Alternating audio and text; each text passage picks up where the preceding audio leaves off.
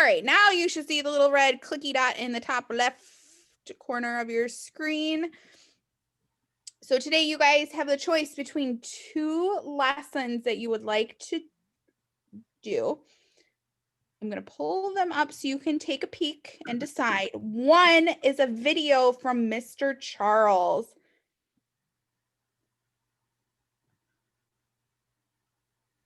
Connie, I don't have lesson 6. It's in our shared folder, don't print.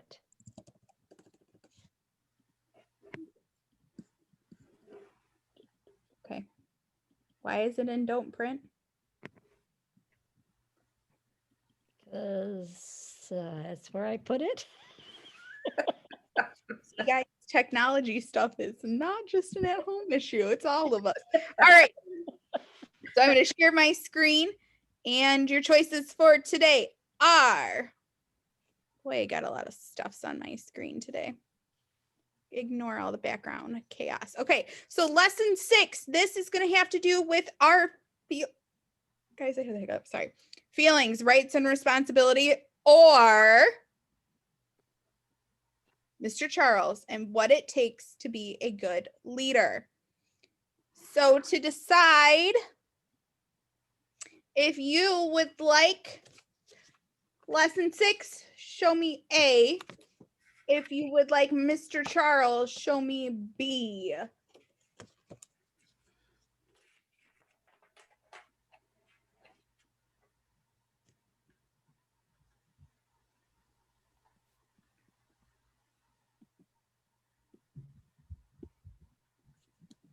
Uh-oh, Amir.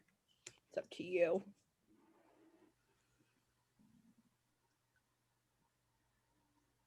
B. All right, Mr. Charles takes the win today. Okay. So Mr. Charles is going to talk to us as a part of Team Teach. Oh, my computer's about to die. Hold on. Sorry, friends. Oh.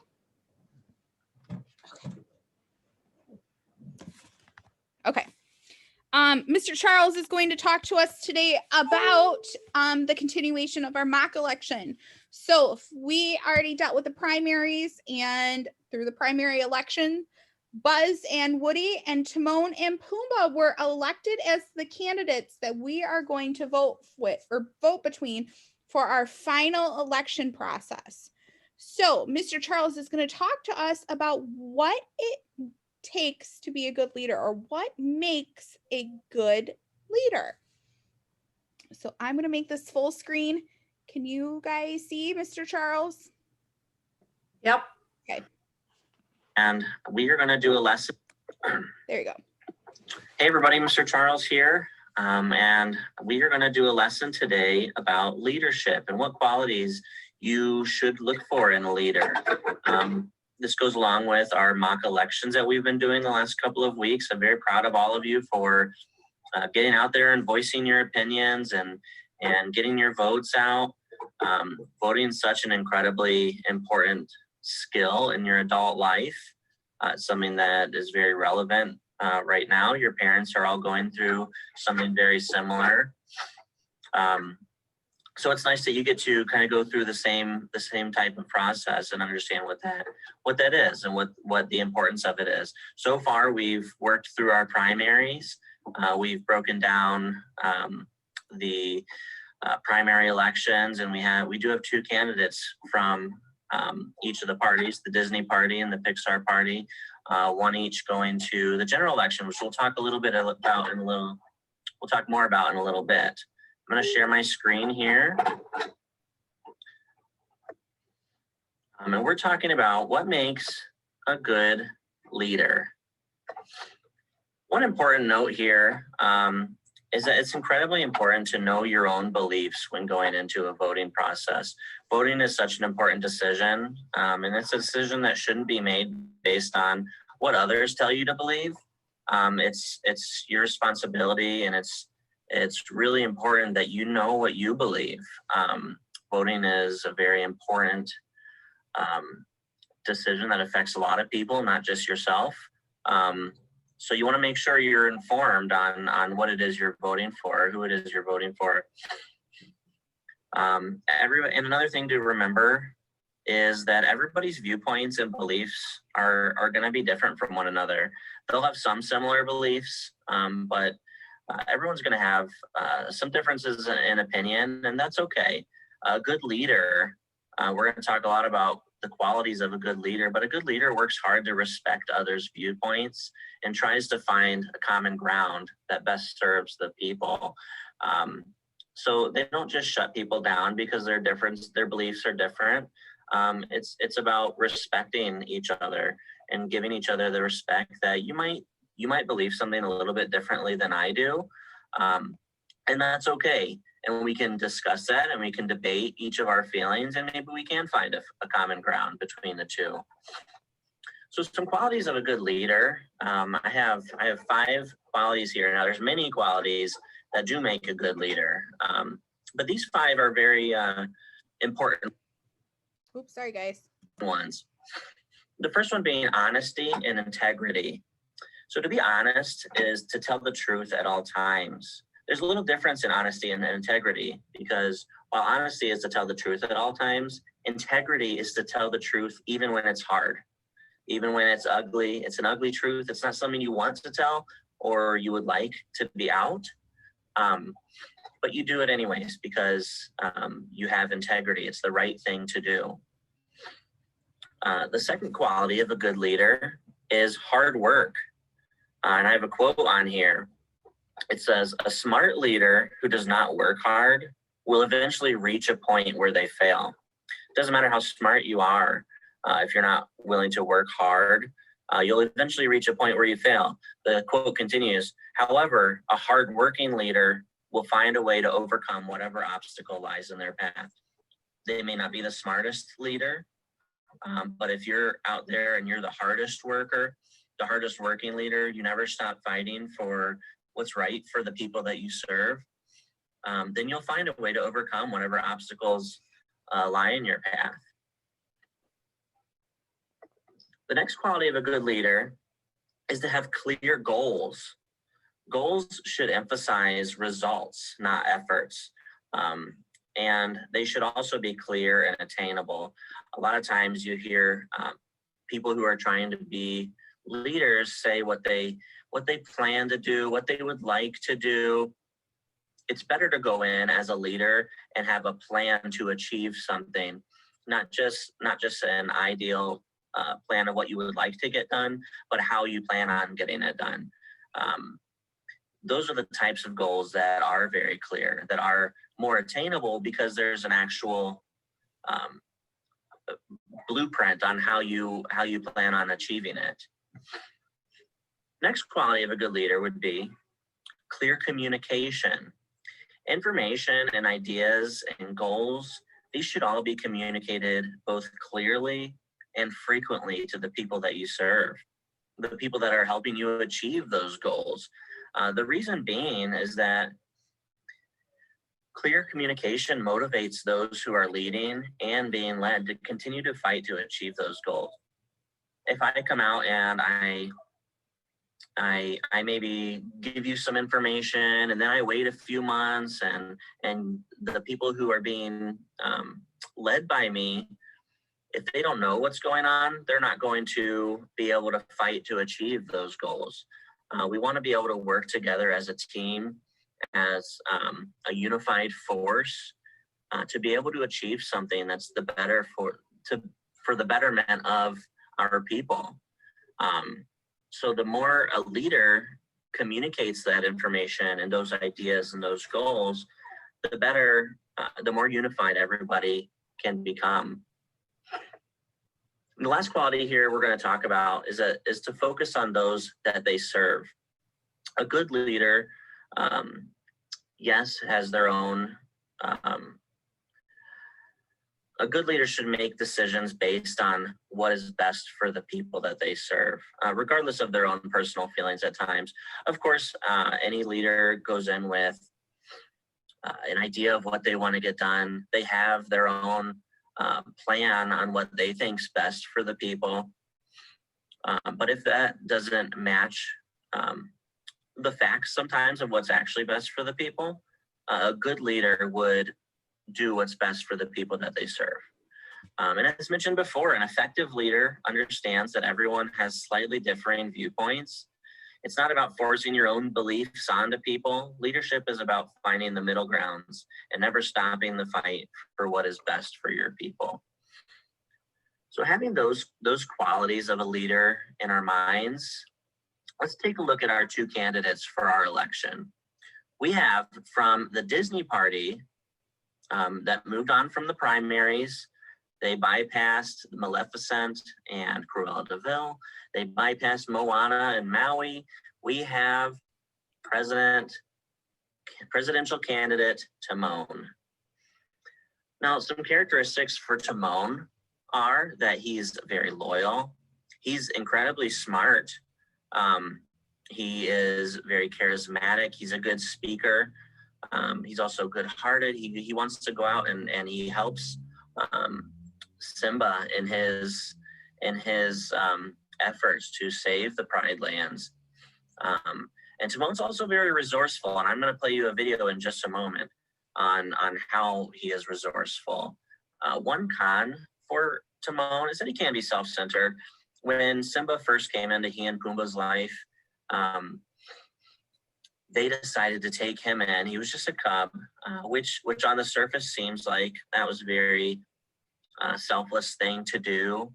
But when you get down into beyond the surface into the reasoning why he took Simba in, it was mostly to provide himself and Pumbaa the protection. It was to have this lion on their side. So it was more self-centered. It was for his own personal interest. Now down the line, he definitely changes in that motivation because Simba became family, and that's kind of where the selflessness does start to come out in Timon, where he has to begin putting himself in danger in order to help Simba, in order to save the Pride Lands. Those are for the betterment of the Pride Lands, not himself. And yet he goes out and does that anyways. So he does go through a little bit of an evolution through the process. But one thing I want to focus on for Timon is how resourceful he is. I'm going to play a quick video here. Let me start sharing my screen.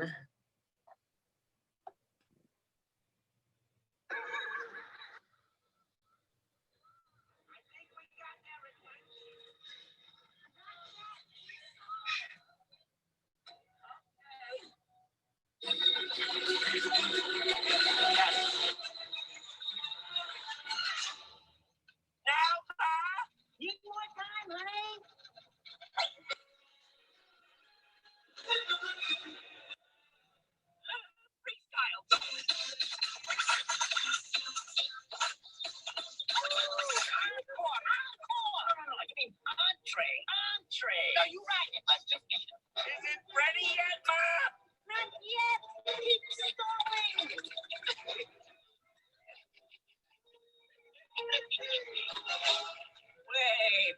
Wait. Hold on a second. Timon, what are you doing? Shenzi Marie Predatora Veldetta Jagalina Hyena. Would you do me the honor of Becoming my bride. I don't think so. Shenzi Marie, please. I know what you're thinking. We're too different. It'll never work. What will the children look like? Oh, that's why there's so many laws of nature. Listen to me. The problems of a couple of wacky kids like us don't amount to a hill of termites in this nutty circle of life thing. So I ask you, if not now, when? If not me, who? I'm lost. You know, I think that's I say we skip the wedding and go straight to the buffet. As you can see, in terms of being smart and resourceful, Timon had a goal in mind. His goal was to stall the hyenas. He was stalling, this is from Lion King 1.5, which some of you probably may have not seen. He's stalling the hyenas in order to allow his mom time to complete whatever she was working on. And with that goal in mind, they tried something. He and Puma did. They tried spinning the dishes on the sticks, and when that didn't work, he knew he had to try something different. So then they tried singing and dancing, and when that didn't work, they tried something different. And he had to really think outside the box. He had to think about what's really going to get these hyenas to pause for a moment. And what it was is he decided to get down on his knees and propose to one of the hyenas, and it paused them just long enough. It still didn't work 100% in the end, but it paused them long enough so that his mom was able to complete her task. He was resourceful as a leader. Moving on, that's our a lot about our Disney presidential candidate, Timon. We're going to talk a little bit about our Pixar presidential candidate, Woody. Now, Woody is incredibly experienced. He's been the sheriff for, 20 plus years. He has the experience going into this election here. He's also very strong-willed. When he sets his mind on something, he's going to make sure that he achieves it. He deeply cares for the toys that he leads. Woody's also very selfless. There's times throughout the Toy Story movies that he has to put himself at danger. He has to almost sacrifice himself in order to save the other toys. He's very inspirational. We're going to watch a little video in a moment about how Woody inspires the toys that he's working with. One con for Woody, because it's important to look at not just what's good about a candidate, it's important to look at what negative attributes they have as well, is that Woody can be impulsive when his emotions run high. Woody was very connected to Andy when a new toy came into the mix, being Buzz Lightyear, and that seemed to threaten the dynamic of Woody's life. Woody's title as the favorite toy, he became quite impulsive. He lashed out. He tried to get rid of Buzz Lightyear because he was trying to save himself and his own title. So he can be quite impulsive when his emotions run high. He does end up, obviously, turning along the road, and he and Buzz became besties, and Buzz, close enough that Buzz became Woody's vice presidential candidate here in our election. But one thing as far as Woody's leadership goes that I want to focus on is how he inspires the other toys. So I'm going to play you another video.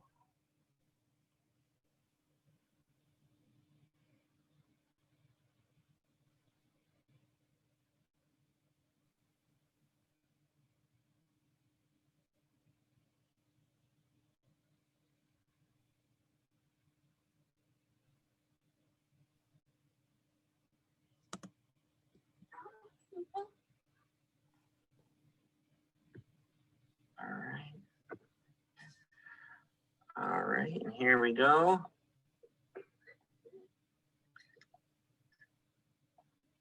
Oh, why is it not playing?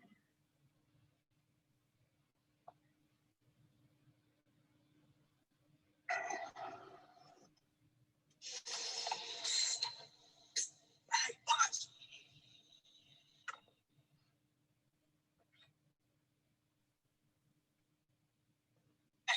Get over here and see if you can get this toolbox off me.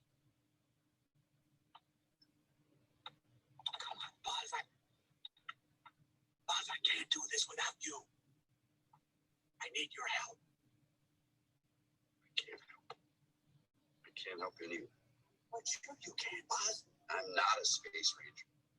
Just a toy, a stupid, little, insignificant toy. Oh, hey, wait a minute. Being a toy is a lot better than being a space ranger. No, it is. Look, over in that house is a kid who thinks he's the greatest. And it's not because you're a space ranger, pal. It's because you're a toy. You are his toy. Why would Andy want? Why would Andy want you? Look at you. You're a Buzz Lightyear.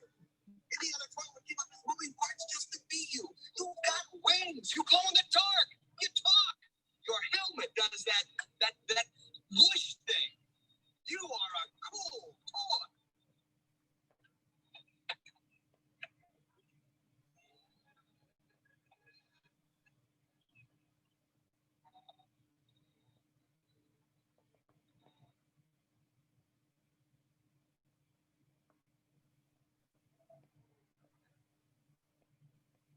As you can see, Woody took a toy that he's working with, that being Buzz Lightyear, someone who's typically very confident, very headstrong himself. But Buzz was down in the dumps. He was feeling down on himself. He was feeling unmotivated. He wasn't able to achieve the goal that they set together on escaping. And what Woody did was he inspired Buzz. He talked him up. He talked him off of feeling so bad about himself, and he motivated him to get back on track, to help work together as a team so that they could achieve that goal. And these, not just that, but all the qualities that we talked about today, these are all qualities that it would be wonderful to see in a leader. Every single leader has their own positive attributes, but they also have their own negative attributes. That's just human nature. Nobody's perfect at anything. But it's important, like I said, when you are going through a voting process like our parents recently have, like we are currently with our election here, it's important to do your due diligence, to make sure you're knowledgeable about the characteristics of the people you're voting for. What kind of leader will they be? How those characteristics will apply to a leadership role. And once you have that, you can be knowledgeable in going into the voting process, and you can feel confident in the choice that you make, because you know that the beliefs you have researched and you've learned about are the beliefs of your own beliefs. So I hope this was helpful. Later this week and going into early next week, we're actually going to have our general election. We're going to have ballots come out again today. This time, we had the ballots we had before were for the primaries, and the ballots that'll be coming out now will be for the general election. It'll just be between Woody and Buzz Lightyear versus Timon and Pumbaa. And I hope that this has helped you become more knowledgeable in who you might be voting for in the future. Hope you guys all are doing well. We miss you very much at school. We hope to see you again soon. And all right, friends, we are going to actually look at the slideshow from Mr. Charles, and we're going to ask some questions about the leadership qualities that we saw here. So let me get his slideshow. Can you guys see it? Did I do it right? Yes, technology for the win. All right, so I know that was kind of long, so we're going to stop and we're going to think about everything that Mr. Charles said, okay? So he talked about honesty and integrity, which means to tell the truth all the time. So if someone tells you a lie or someone tells you an untruth, how does it make you feel? Does it make you feel good? Yes or no? No. No, everyone's telling me no. Yeah. So when people tell you lies, it makes you feel really bad and yucky on the inside. It might make you feel angry or frustrated or sad. Those are some of the emotions we've been talking about this week. So getting lied to might make you feel one of those like yucky feelings.